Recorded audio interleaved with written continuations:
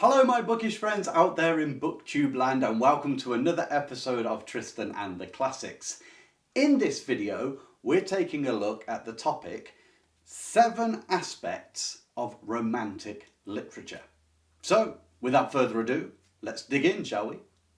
When we're talking about romantic literature, I'm specifically talking about the romantic novel, and when people think of romantic they think of love stories. Boy meets girl, girl meets boy, one falls in love with the other, maybe there's a love triangle, but romance, all is lovey-dovey and cooey-dooey.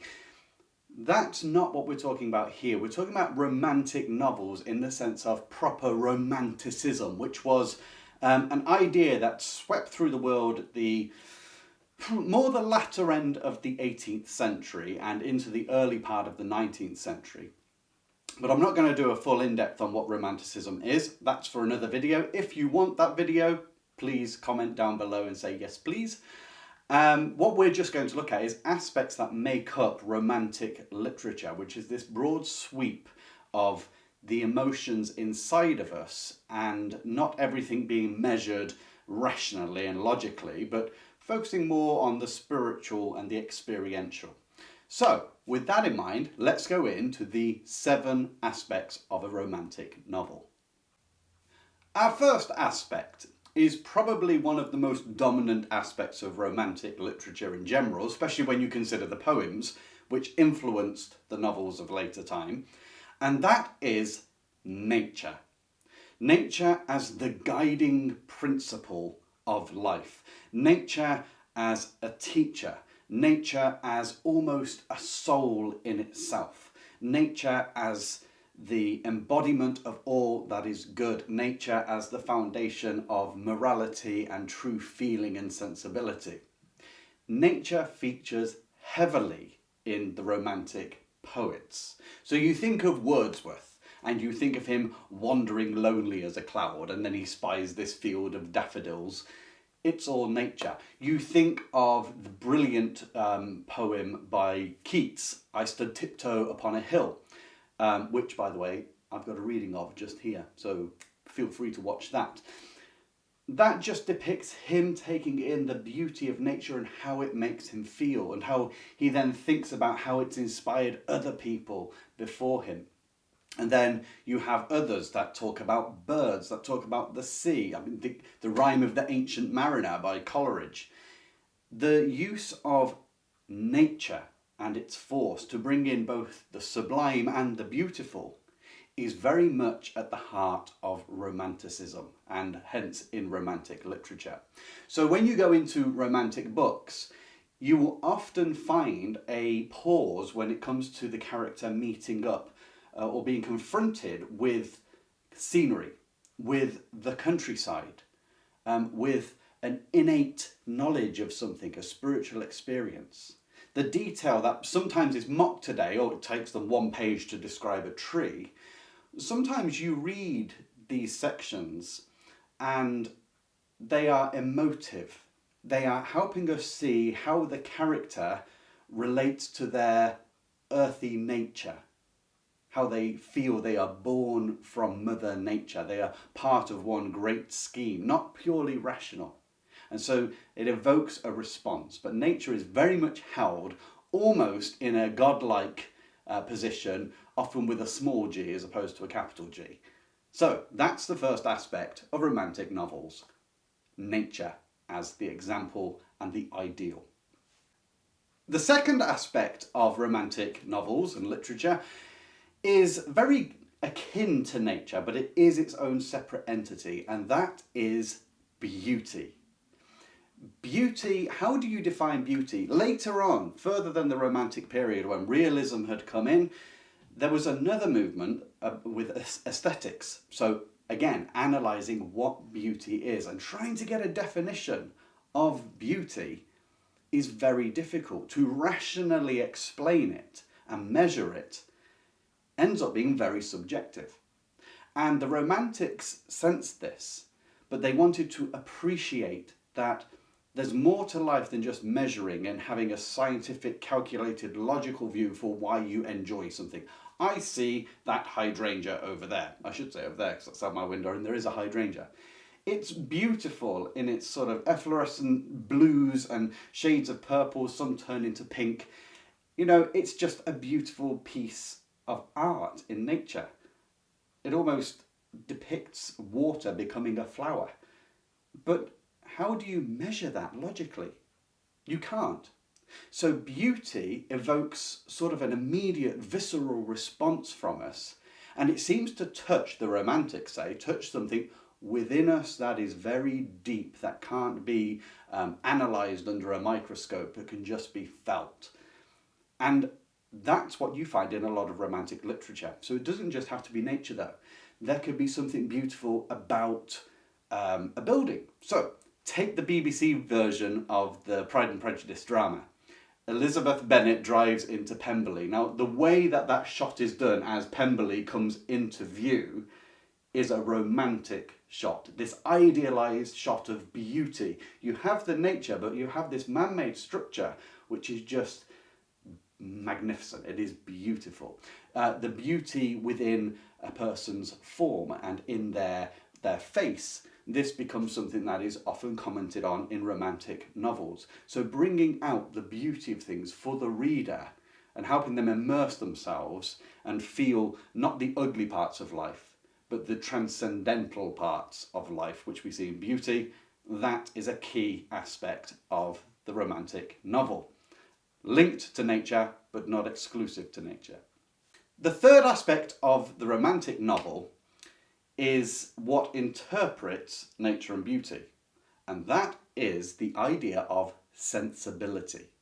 Sensibility was a big deal towards the latter end of the 18th century, and sensibility was a person's actual physical or emotional reaction to a thing or a sight.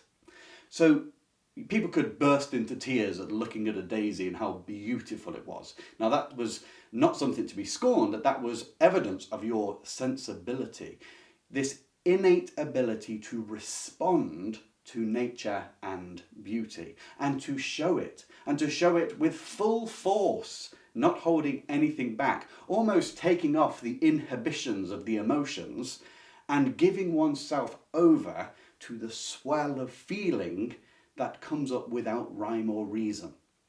I think it was Wordsworth that said to a young poet who wanted advice on being a poet, he just said, whatever moves you, whatever feelings grab you, just write them and you will make a good poem, or you will become a good poet. Just let the feelings control everything. And of course, this appears in lots and lots of different books, in different characters all over literature, where they're driven by their feelings, or they have a profound reaction to something that they see, whether it's going away to Venice and seeing everything there, or travelling through Europe. Some of the recollections of Percy Shelley would describe a lot of that, his visceral reaction to matters. And then you think of a book like Wuthering Heights. The reaction without any restraint that Cathy and Heathcliff have. And that's set against the backdrop of what? Nature. So this is very much in the romantic genre. That is romantic. Yes, Gothic is a part of romantic because it's to do with the feelings and the sublime more than the beauty. Sublime is like awe-inspiring, terror, fear. But there's also that aspect of beauty in Wuthering Heights where it's constantly describing the landscape and the trees and the flowers. So people's reaction, the sensibility, is very much a key to romantic novels. The fourth feature of the romantic novel is extraordinarily important, and that is the idea of the individual and the individual's experience. So I suppose you could say in some respects that will lean into sensibility, but it's not just their reaction, it's their full experience, their development in life. Now, I would say one of the best things to explain this is the word romantic itself. Think for the beginning, roman. Now, for those of you who have looked into a bit of literature, what describing a novel ends in the word roman? You may have got it. It's the German word Bildungsroman, meaning the development of or following a person through their whole life from childhood up. Notice it's roman at the end, romantic. initially meaning story, roman. And so watching an individual grow through their personal experiences, their reactions to things as they go along, the things they learn, the conclusions they draw, the way they're taught by their interaction with man and society and nature and beauty. These things are part of romanticism. It's sort of that inner developing of the human spirit and the human psyche. So what you will always find in a romantic novel is individuality. You think of the romantic hero. What do they nearly always do? They have to go it alone. They find themselves up against great odds. They have taken a turn which is out of the way of society. Then you have the Byronic hero, who is moody and sullen, somewhat given to violence, those kind of things.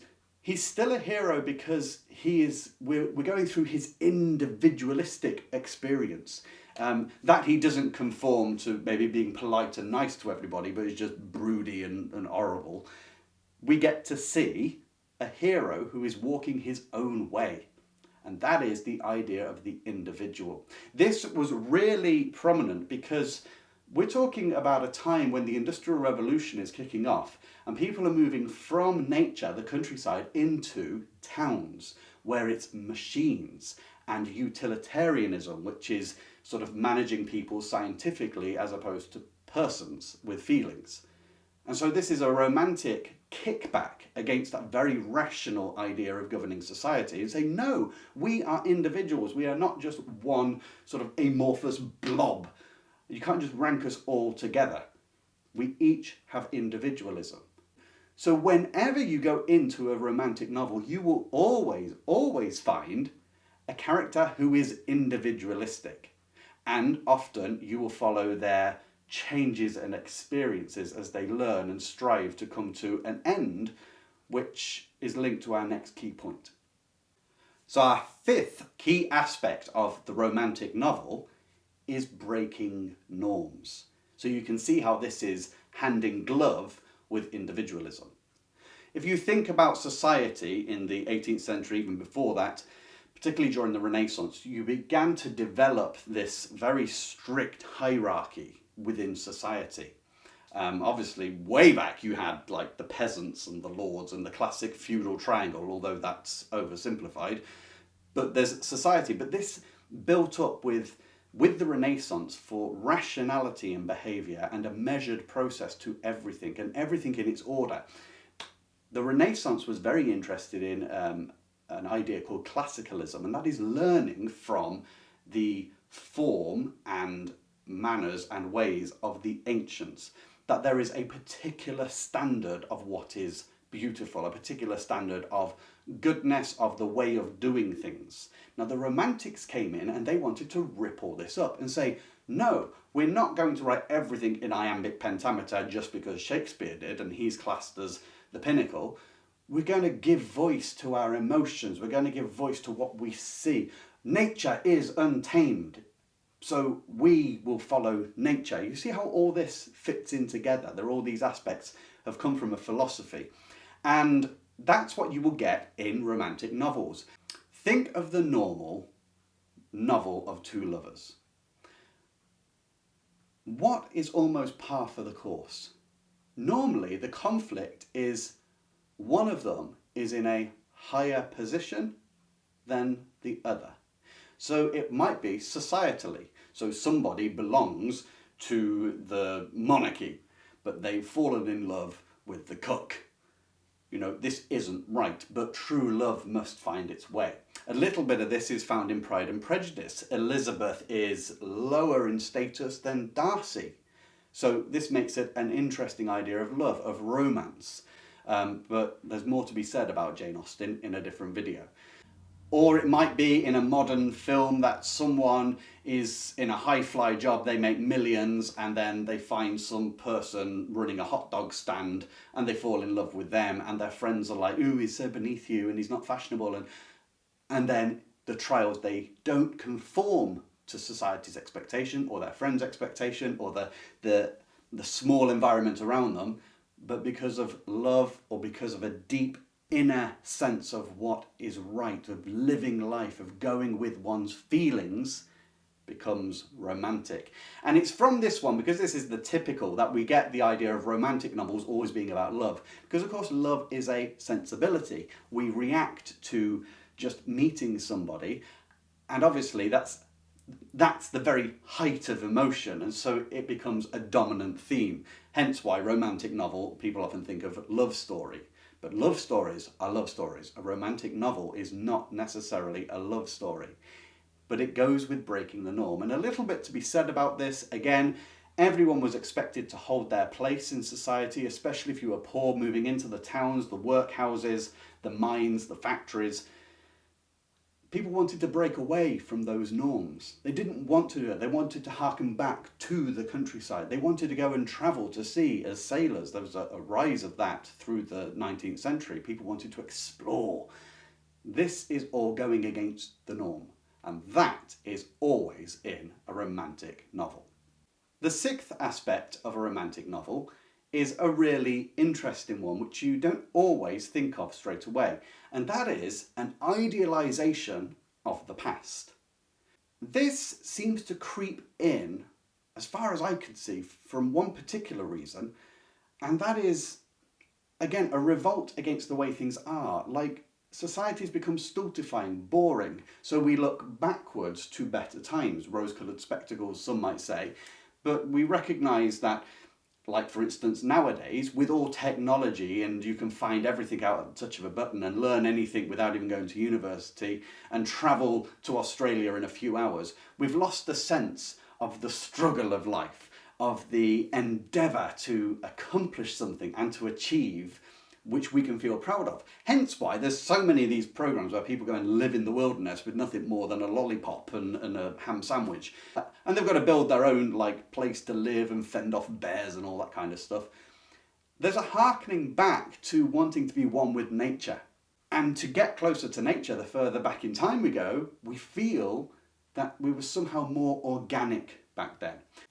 And this was very much the case for the romantics of the late 18th and early 19th century. They missed the country idyll, the sort of being at one with nature, the daily labour. I mean, how many books end up admiring the labourer? Take, for instance, Far From the Madding Crowd with Gabriel Oak. Just that connection with the old way of living seems so much more pleasing and appealing than the humdrum existence of the industrial world, where you are merely now a cog in a machine repeating the same actions constantly. People want to get back to their soul. They want to feel good about their own work, to achieve something in themselves and with their family, rather than it all being mechanical and ordered. The key part that a lot of the romantics look back to was specifically the medieval period. There they remembered a time, or thought of a time, that you had the classic troubadours talking about love and romance, which of course is part of feeling and sensibility, but also people of the land. The peasants were admired and envied because they got to, I mean, it would have been horrible to be a peasant, but they were looked on through this idyllic lens, and they were part of nature and working with the world, unlike modernity. And so, in romantic literature, what do you often find? It's set in the past, or in a fantasy world, which often is set in the past, in the days of medieval goings on. Like, you think Lord of the Rings, but we yearn for it because of the challenge and the being at one with Middle Earth. Whereas futuristic, you can have romance in the future, but often within a dystopian world. Interesting, isn't it? The past isn't dystopian, but the future is, because modernity seems to take the effort out of things. And so you get characters like Walter Scott, who wrote the Waverley series of novels, which focuses on the medieval, back in Scotland before it came into modernity. This is another key aspect of romantic literature, focusing or harking back to an idealised past. Our seventh aspect of romantic novels is a sense of innate morality. This can again tie us to nature, because nature, you see, is sort of the dominant overarching ideal. So it will affect everything else. We think of medievalism, it's going back to when we were closer to nature. You didn't build things out of wrought iron, you didn't make glass, you had stone and timber, straight out of the earth. But there's an idea as well that morality is inherent in human beings. This is sort of linked to the idea of sentimental philosophy, which again, if I do another video on romanticism as a whole, not just aspects, that would come up in it, sentimental philosophy. But what it essentially says is that instead of trying to make a rational morality for society, so I can do this because it logically makes sense, and I don't have to do that because it logically doesn't make sense. The Romantics said there's an innate knowledge of good and bad that we're born with. We recognise it. And our conscience can trouble us even though, logically, we think our conscience is wrong. So there's an example. I think it's Percy Shelley talking about his travels down in, it might even be Byron. I'd have to check that out. But one of the poets is travelling and a monk asks him for some money. And he says, I didn't give him a sou. Because logically, why should he help out this monk, incur a debt himself to help out this monk who does have a monastery to go to?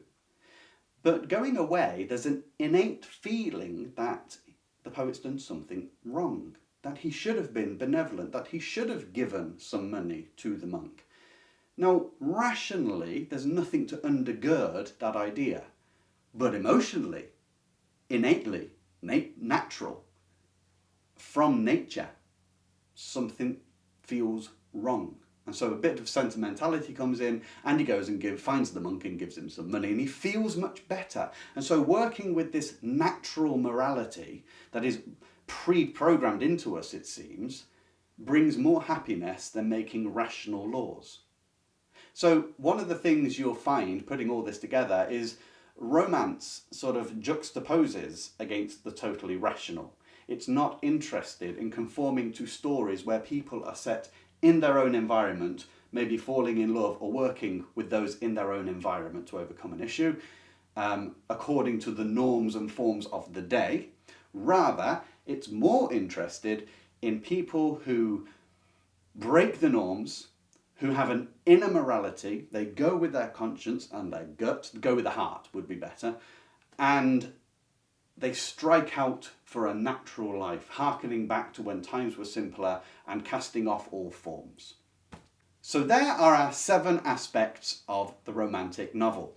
If you've seen my video 10 aspects of the Gothic novel, which is up here, you'll know that after going through the aspects, I had a quick go of writing the beginning of a novel down, squeezing all these aspects in. And I'm going to do the same with this if you want to stick around and listen to it. I've written a few pages just off the top of my head, no editing, so it's not going to be good, it's going to be quite trite. But see if you can sense the romantic ideal by incorporating these aspects into one story. And you'll have to excuse me for looking down at the writing because, like I say, I've only just written it. My parting was terrible. Mother clung to me, arms clasped about my waist, alternately reaching to kiss my face and then burrowing her little laced head into my chest, willing back the child she had raised and adored. Maggie and Cece too wept. My dear, dear sisters. They looked as beautiful as 2 Venuses, trying to maintain the goddess-like composure so as not to add to my burden in parting. There is no truer love than a mother's for her babe. Even the vixen will perish in the teeth of the hounds before giving up her young. And is there a bond more permanent and sacred than the bond made with one's siblings, the shared experiences of young hearts being first formed in the antics and recollections of childhood? Tell father that I'm sorry to do his tender feelings injury, I said. Let him know that I hope that one day he may pray his blessing upon me once more, wherever I may be. Soon it was time to force my departure. To describe the anguish of that separation is beyond my pen to convey. Sooner would I lose a limb than endure such suffering as I did then. To see my mother and Maggie and Sissy fall to their knees in the dust, imploring me to stay. Even now the memory strikes me with tears. I walked 20 paces down the brilliant drive and turned. "Goodbye, Stansworth," I said, as I cast my eye over each window and column and cornice of the homestead of my happiest youth. I gave one last bow to my beloved family and turned upon my heel to make my way to who knows where, and let my hand brush through the lavender as I walked. Its scent, the repository of 1,000 tumbles with my childhood friends, walking my first love about the grounds. Nature is the most passionate mistress, but she can be cruel. A million touches of forgotten pleasures came to me on my lonely trek down the winding drive of Stansworth Hall. The lake, serene and noble in its summer grounds, the bees shouldering through the flowers as they always had, the chirruping of crickets singing back and forth to each other in rhyme. Ah, life, how you do kill with the bounty of your kisses. Would I ever see Stanworth again? What of Maggie and Sissy? How I would love to see them as beautiful brides on their wedding days. But it could not be. The words of my last discourse with my father came back to me like the breeze that came through the oak leaves as I walked. "Do not expect to receive a farthing if you follow in your foolish plans," he had said from behind his great desk. "I should not expect it, father," I said coolly. "You have been good to me, but I must go and live my life truly, as God, as nature intends us to live, with freedom and happiness." "Stuff and nonsense," he said. "You have a life of pleasure and ease right here at Stanworth. Why would you wish to relinquish all this for the life of a vagrant poet?" He spat the last word like rotten fruit from his mouth. "Father," said I, "there is more to life than estates and position." "Idiot," he fumed. "You're a slave to idiotic fancies. I'd rather that than be a slave to mammon and waste my life upon form and vanity and cant." This was our termination. I apologised later, but was met with that perfectly contrived silence. At the edge of the estate I burst into sobs. Tears spewed up like molten lava from a deep caldera. Was it too late for repentance, I thought? Honour your father and mother. Was I despising the word of God? This thought had crossed my mind on numerous occasions. But they only saw a world of status and position, of manicured lawns and painted barouches. From the roadway, my eye travelled across the criss-crossing fields of wheat and grasses. The copses seemed to exult in their freedoms, with each branch raised in praises to its creator. Kind was the sun which assured me of its benevolent guidance to the spirit of natural order. Though behind me were the beautiful two imitations of Venus, before me was glorious Demeter, calling me to her bosom with offers of bounty, joy, and peace, which only those free of man's artificial world may taste. I left Stanworth with my next step and began to live for the first time. Okay, so that wasn't great writing. It was a little bit trite, but I did just rattle that off before this video. But I hope that you can see that just stealing the 7 aspects and throwing them together, you can get something immediately recognisable as romantic literature. He may be a little older than a child, but from this point you expect that the narrator, whoever he is on a Bildungsroman. You're going to see him progress through life, and he's gone against the norms, striking away from estates to going and roughing it in nature. So I hope that you've enjoyed this video, our ramble through 7 aspects of romantic novels and what makes them a romantic novel. And please let me know any ideas you want to see put onto video regarding books and literature down below in the comments. Keep giving me ideas and I'll try my best to satisfy your wants. Until the next time, I wish you joy in your reading.